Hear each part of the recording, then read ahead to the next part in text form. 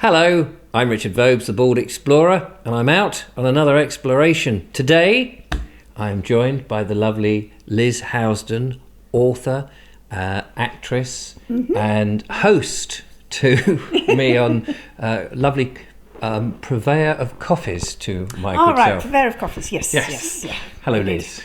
Hello, Richard. We're sitting in your kitchen here now. I've done an interview with Liz before because you have two of your books that make up a trilogy, and I know a trilogy has 3 books, but you were writing the third when we Yes, last. that's right. Yes. But one. that's finished now. But it's finished. Yes. So yes, this is good, exciting news. Yes. So just remind us very quickly what the books are about. The name of the book and. Right, the trilogy is called the Vectis Trilogy. Vectis being the Roman name for the Isle of Wight, and which we did some films on the Isle of Wight together, didn't we? We did. And it's set in the late 18th century, and it's based on a real-life smuggler at the time who created what can only be described as a sort of workers' cooperative, because he involved everybody in the community in his smuggling activities, and in consequence he was never caught because they were all of it up to their necks, you see, and they never gave anybody away to the customs people. Do you think that was... Sorry to interrupt you, but just thinking about the smuggling aspect of that, do you think because they were on the Isle of Wight, nobody could escape from the... When I say escape, I mean they're all living in this very tiny, close-knit community, so nobody would give them away. Do you think that was part of it? It might have been part of it, yes, because you've got a very clearly defined area. Of course, if you live on a small island, it might. But islanders have always sort of stuck together, actually, and they still do. Yes. But they hated the customs people like poison, of course, and the government as well, because they taxed them so heavily on all the things that they wanted to smuggle. So, but no, he was in my story. He's a half English, half French aristocrat, because it's at the time of the French Revolution, and that comes into the stories. Right. But the real islander was just an islander. You know, the real smuggler was just an islander. How long has it taken you to write your trilogy? Because it's set in what, the 18th century? Yes, late 18th century. Yes. It starts the year before the French Revolution. Right. Oh, yes, you said so. And how long has it taken me to write them? I suppose from beginning to end about 5 years. Yes. Because there's all that research, isn't there, to get right. And as soon as you put anything in period, there's always somebody who's going to, oh no, they didn't have digital watches back then, you know, or whatever, you know. Yes, no, we were talking about it earlier about in this third book they have a fight with revolutionaries, and I was thinking about how he could kill people because he needs to, you see, in this story, and I suddenly realised, oh, he can't just go bang, bang, bang, bang, right? They didn't have repeating rifles. Right. And so I had to do a lot of research into that, and that was very interesting. And so all those limitations, I suppose, they actually help the story, because you've got to get round, you want to kill 5 people in a ballroom bar or something. Exactly, yes. Or a barroom brawl. Yes, but even that. Yes. But I mean, yes. How interesting. Anyway, the thing is, you've got your books, and they're available, and so please, we'll put the links in the description. So do check them out. And it's a sort of romantic story as well as an adventure story. Oh yes, it is. Yes. But as a modern day authoress, keen to get people to not just publish it but to do more with it, because it's a trilogy, but it could be made into a television series. Yes, indeed, that's what we think. You've approached me and said, how can we make a little teaser video to not only entice sales of the book, but also possibly the media moguls out there that might want to do something? Yes, the Netflix of this world, etc., etc. Yes. So if any execs from Netflix are watching, then watch this space. Watch this space. We're going to do something. We are. So we've picked a fairly important opening scene. Yes. And now we should just explain, your book set on the Isle of Wight, smuggling, it evolves around the shore, obviously, ships, tall ships. Yes. So you've promised me some wonderful tall a fleet, I think. A fleet of ex-Nelson's tall ships, is that right? Well, I don't think a fleet. I don't know what constitutes a fleet. I mean, there might be 2 or 3 ships. There's water anyway. There's the sea. Yes, we've got exactly, some water. Yeah. Mm. So yes, so budget of course is the biggest problem, and effectively, there is no real budget as such.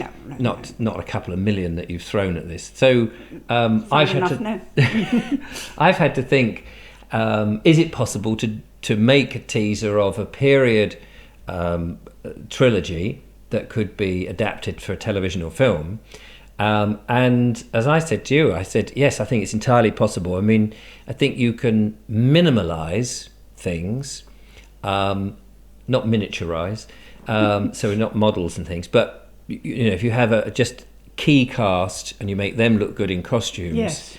and the scene that we've picked actually takes place at night, which is great because you can use darkness to... not so much hide things, although we would be, but also to fire people's imagination. Yes. By using sound effects. Very much so, actually. So you can suggest that although here we are in Hampshire, that actually the woodland around you and the driveway and the gate could actually be on a headland on the Isle of Wight. Yes. Overlooking the Solent. Yes, it could be. And interesting enough, because I said to Liz, of course, one of the things you want to do is to stick some seagull sound effects in. but it's at night time, and you said... Yes, no, seagulls don't... They go to bed at night time. They don't cry at night time. We could have owls, but we can't. So we'll have owls. So, and sea sound effects. But it's an interesting challenge. Yeah. Now you also run a theatre company. I do, yes. So you're connected with actors, good actors. Yes. And you think we're quite good? Yes. No, but I mean, because it's got to be of it's got to be of certain standards, isn't it, in order to entice people in. So naturally, I've not been asked to play any of the parts, but my skills behind the camera. That's hopefully my skill is behind the camera. And so we're going to utilise your house. Yes. Which is it's a lovely house, and it's your house is quite new, isn't it? But it's sort of what period would you say it's sort of Queen Anne in look? Yes, it is actually. Yes, I mean it's not. It's 25 years old. But yes. But it's got that. It's got that period look about it, which is about the right time. Yeah. Curiously enough, and that's the thing is, I think that you put some of these storm lanterns in and about the exterior, some candles on the interior, and from a distance, it is amazing what you can do. So I'm opening myself up to criticism because I've actually got to create this effect. Yes. And if it looks rubbish, you're all going to have a go at me, which hopefully you won't. No, it won't look rubbish. But no, so you've got actors, and you've got you've got gates at the front there which we can utilise. There's a beautiful old oak tree. Stunning, it's 600 years old. 600 years. So that tree would have been around in the period. Yes, it would have been old, actually. Even then. And then, yes, it would have been. Absolutely. And then we've got a scene on the inside, which we're going to use your main sitting room. Yeah. Of course, I mean, Liz's place is very nice, and I did say, sorry, the sofas and all that, they've got to go because we've got to turn it into a 18th century what reception room, I suppose. Yes, it was a small sitting room. Yes. Now, in your story, your hero has he's a smuggler, so he's got this sort of nefarious background, and as you've implied, people get killed, and there's they were hard times, ladies and gentlemen. They were hard. You couldn't just nip down to Asda and buy whatever you like, No. So, you had to sail to France and get it. Yes, especially if you didn't want to. You didn't want to pay any tax. Exactly. So we've got to sort of recreate that atmosphere and give him an air and an edge of something sinister. But in your story, you have... What's the relationship between him and the young lady that comes to stay? Well, they're cousins to start with, actually, yes. Yes. I mean, later on, well... Well, that's right. It is a romance after all. and quite racy, I understand. It is in places, after all. I mean, it has been around for quite a while, or else none of us would be here. Well, that's very true. Is that? Just let me ask you, because I've written some books, but they're children's books, and I've never sort of had to write racy scenes in that nature. Are they difficult to write? Especially No. No, I have to think about how I put it. Yes. Yes. Especially in period times, I suppose. Well, they still have sex even in those days, Richard. Well, actually, but yes, it would have to be in context. Yes, and these two do break the rules a bit. Oh, do they? Oh, there we are. So if you're looking for a nice racy read over Christmas, that's something worth getting into. Somebody described me once as a cross between Daphne du Maurier, which was nice compliment, a compliment I can't possibly accept, and Jilly Cooper. Oh right. Oh well, there we are. But anyway. So yes. Oh well, there you go. I've only read Rebecca by Daphne du Maurier. Yes, wonderful book. Wonderful and intriguing story. But I must read some more. But anyway, so that's our plan. We've got this. Tell us about this wonderful little lantern. Yes, it's sitting here. Yeah, these are called flicker candles and lanterns, and they're theatrical. And because a lot of theatres don't have a license to have live flames on the stage, that's right. They had to invent them. So there we are. That flickers away, and that's run by batteries, but it looks just like a hurricane lamp. Yes, and on stage with the right lighting and everything in a dim light. They're very effective. I bet it is, and perfectly safe. Perfectly safe, yes. Till the battery goes. Yes, till the battery goes, yeah. And that was, wind blew in and built up when that would happen. But you can get them in sort of chandeliers and all sorts of different things. Yeah. And so things like that look as if they came out of Dracula's castle, with three things and all that.